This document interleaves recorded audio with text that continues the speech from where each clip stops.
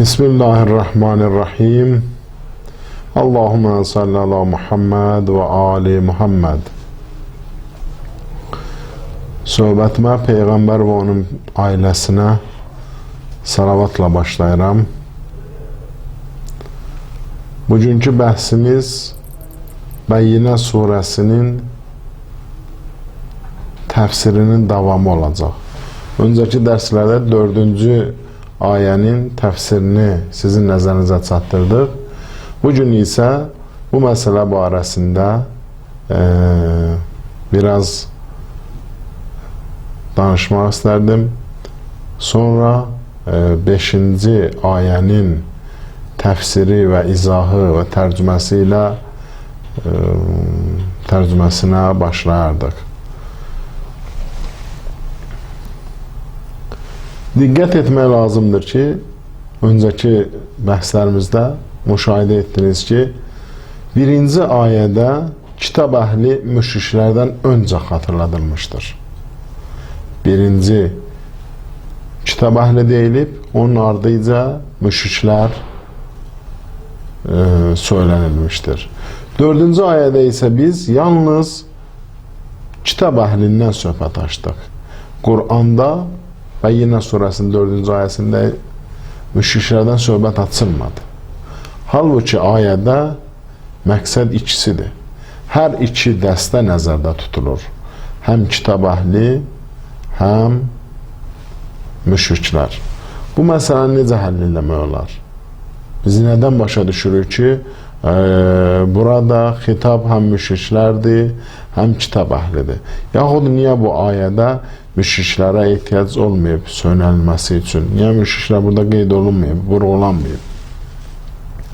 Məsələni belə dəyərləndirmək olar ki, bu ifadələr kitab əhlinin uyğun mövzuda əsas rola malik olması və müşriklərin də onlara tabiçiliyinə görədir. Bu məsələlərdə öndə müşriklər yox, kitab əhli gedirdi.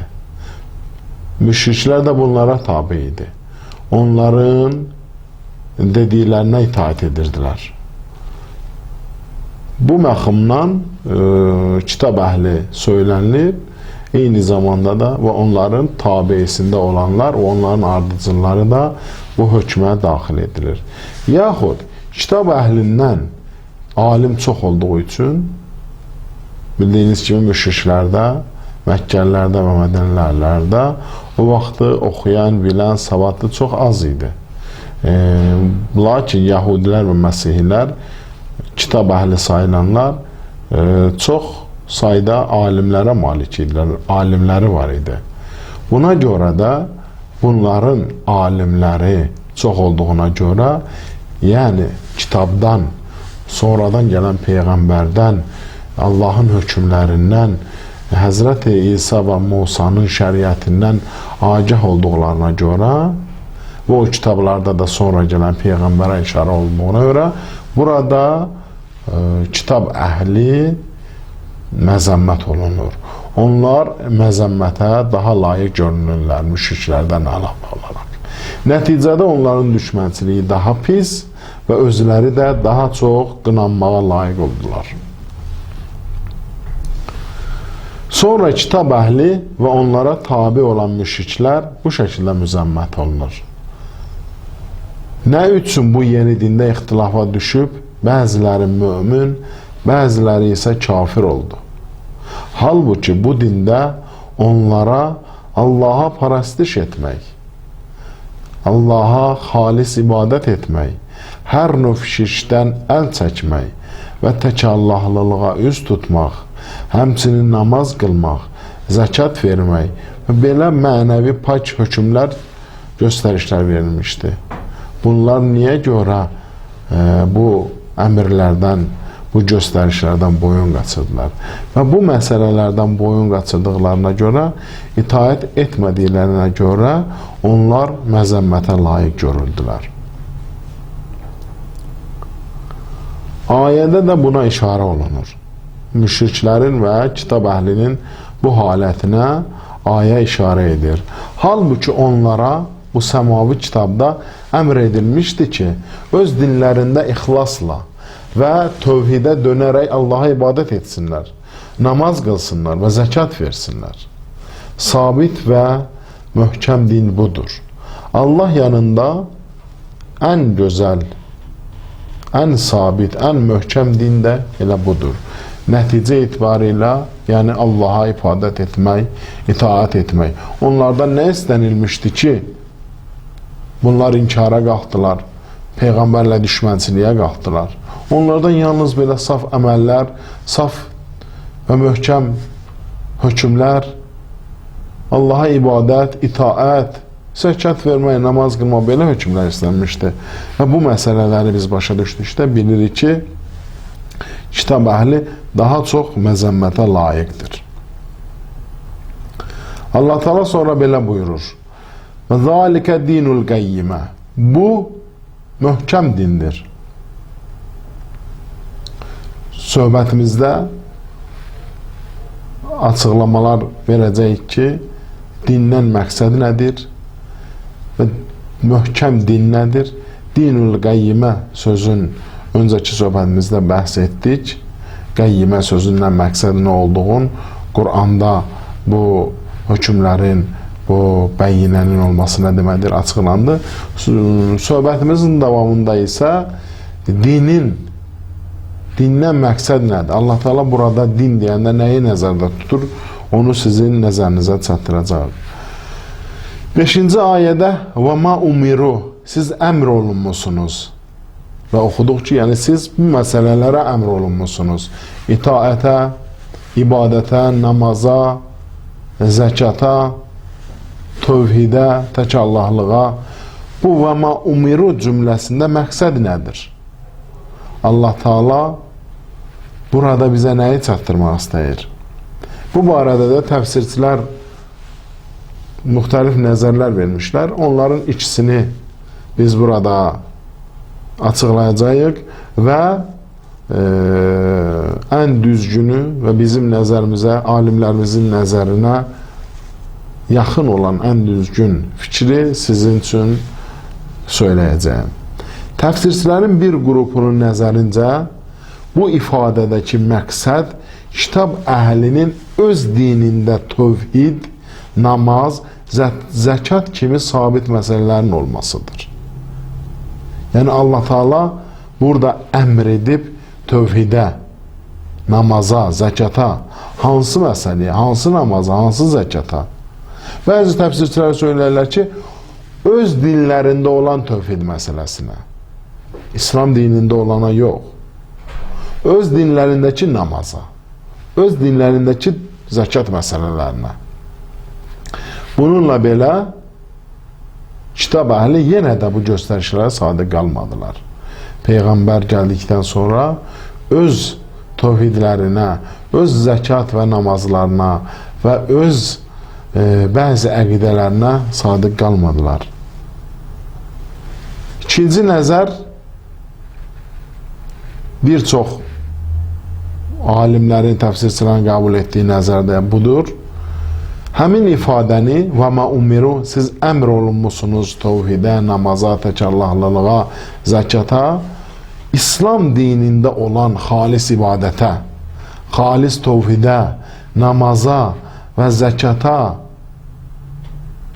təfsir etmişlər.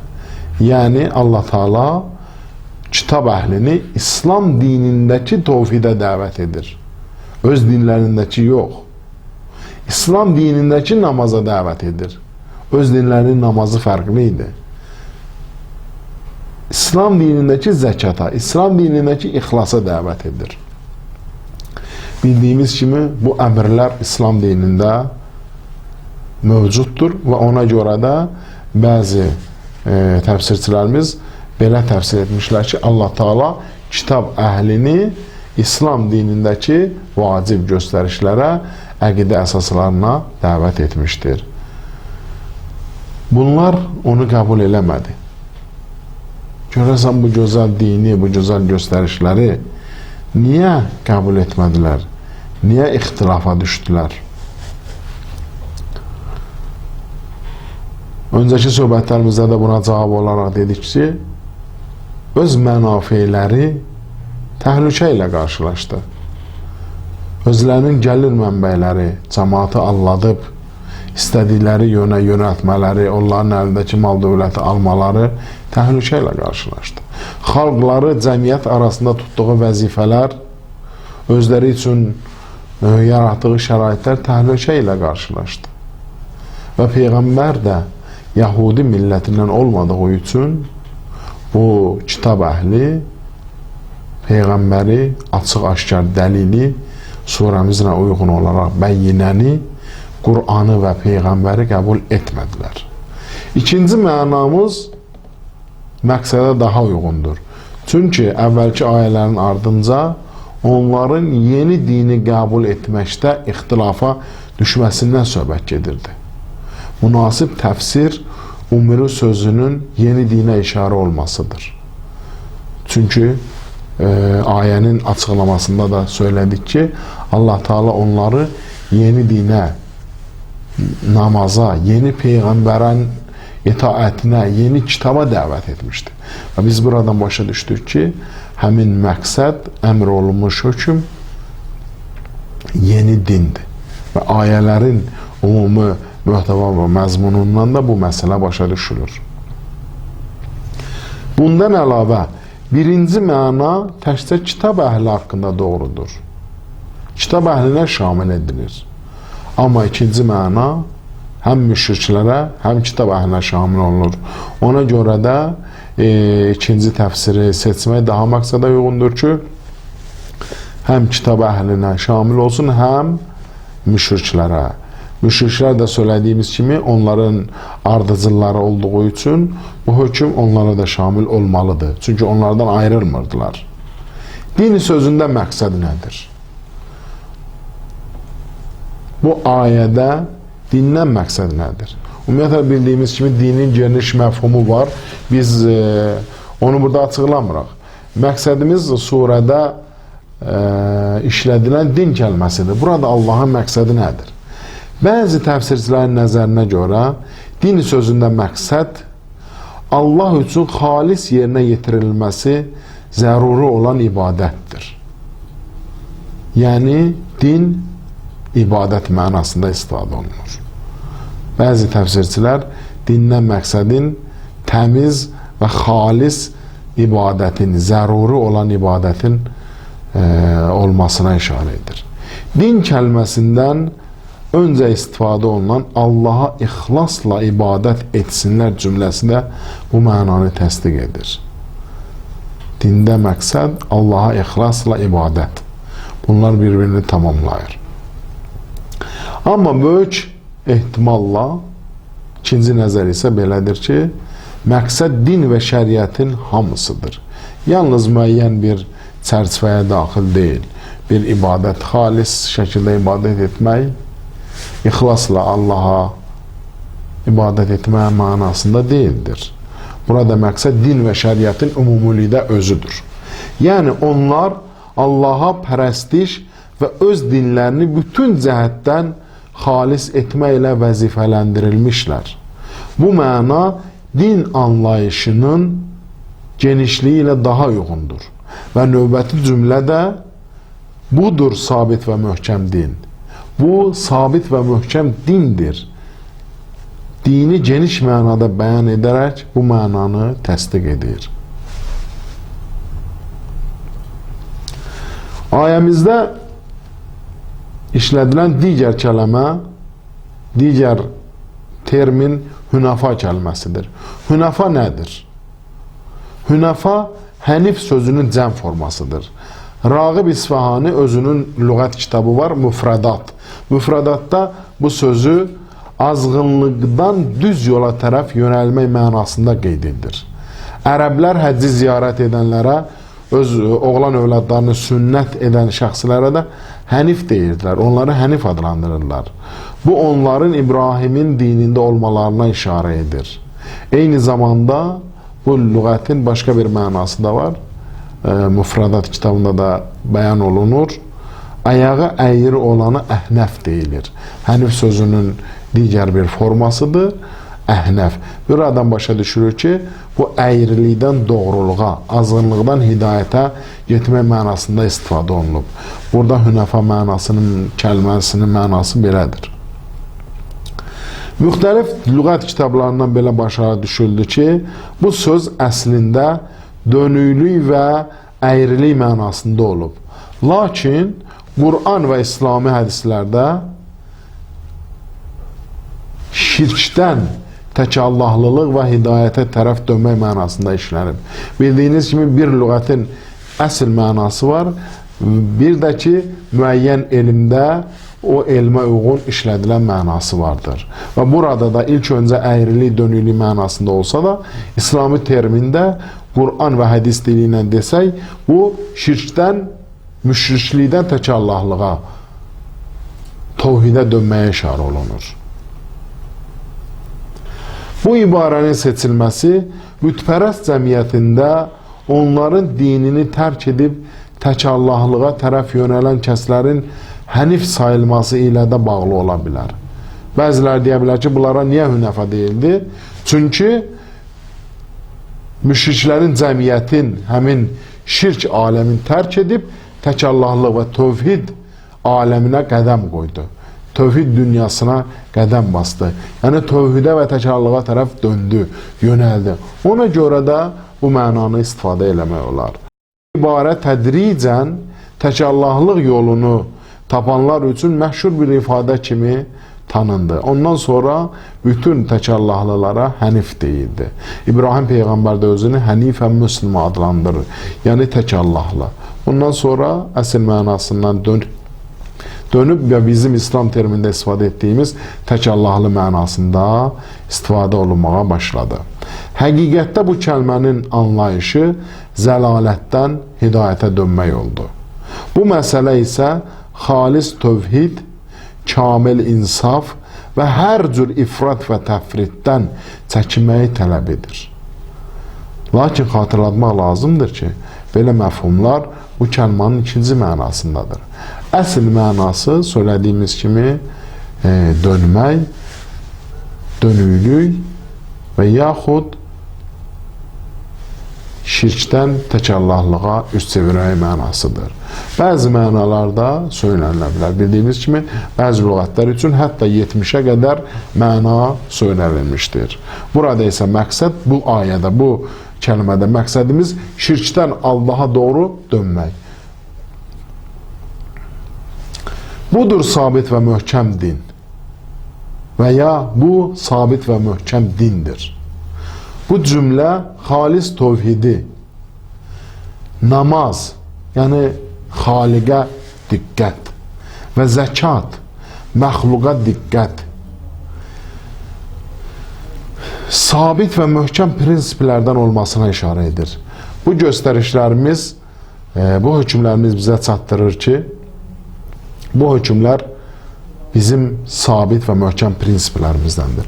Üstəlik bunların İslam fitrətində, insan fitrətində yer tutmasını da vurğulamaq olar.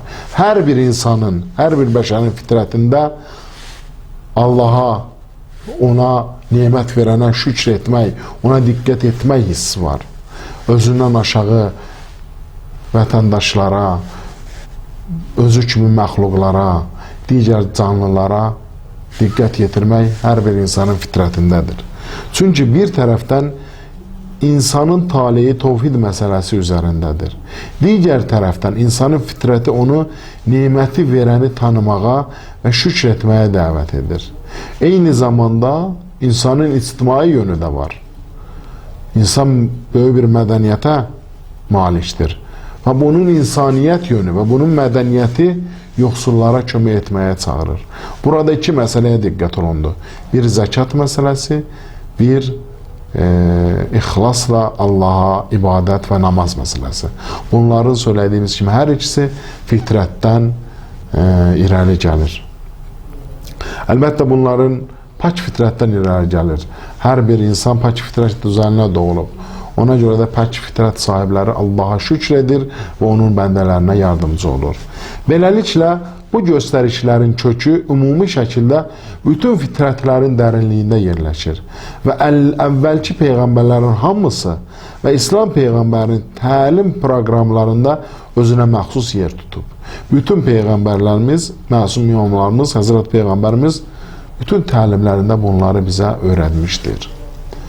Burada 5-ci ayəyə qədər təfsir, izah və tərcümə məsələsi sona yetdi. Burada 6, 7 və 8-ci ayələrin sadəcə tərcüməsini sizin nəzərinizə çatdırıram. Növbəti dərsimizdə inşallah Allahın icazəsi, izni və lütfu ilə bu 3 surənin, 3 ayənin təfsirini sizin nəzərinizə çatdıracağam və söhbətimi yekunlaşdıracağam. Sadəcə olaraq Bəyyinə surəsi 6, 7, 8-ci ayələrin tərcüməsini sizin nəzərinizə çatdırıram. 6-cı ayədə Allah Teala belə buyurur: Kitab əhlindən olan kafirlər və müşriklər cəhənnəm atəşindədirlər. Əbədi orada qalacaqlar. Onlar yaranmışların ən pisləridir. 6-cı ayə. 7-ci ayə. Həqiqətən iman gətirib və yaxşı işlər görənlər yaradılmışların ən yaxşılarıdırlar. 8-ci və sonuncu ayəmiz: Onların Rəbləri yanında olan mükafatları ağaclarının altından çaylar axan cənnət bağlarıdır. Əbədi orada qalacaqlar. Həm Allah onlardan razıdır, həm onlar Allahdan razıdırlar. Və bu böyük məqam Pərverdigarından qorxan kəs üçündür. Növbəti ayələrimizdə 2 dəstənin əhvalını, halətini bizim üçün bəyan edir. Pis, kafir, müşrik, cəhənnəm əhli, yaxşı, mömin, sadiq, cənnət əhli. Və biz bu barədə söhbət edəcəyik ki, şərrul bəriyyə, pis insanlar, pis məxluqlar, yaradılmışın ən pis məxluqları kimlərdir? Və xeyrul bəriyyə, yaradılmışın ən xeyirli, ən yaxşı bəndələri kimlərdir? Allah Teala bu Quranda bu ayədə o sifətləri bizim üçün, o insanların sifətləri bizim üçün bəyan edəcək. Və sonuncu ayədə də cənnət əhli, behişt əhlinin bir neçə xüsusiyyətini bizim üçün açıqlayıb bəyan edəcək. Söhbətimi burada sona yetirirəm. Gələn dərslərimizə, söhbətlərimizə qədər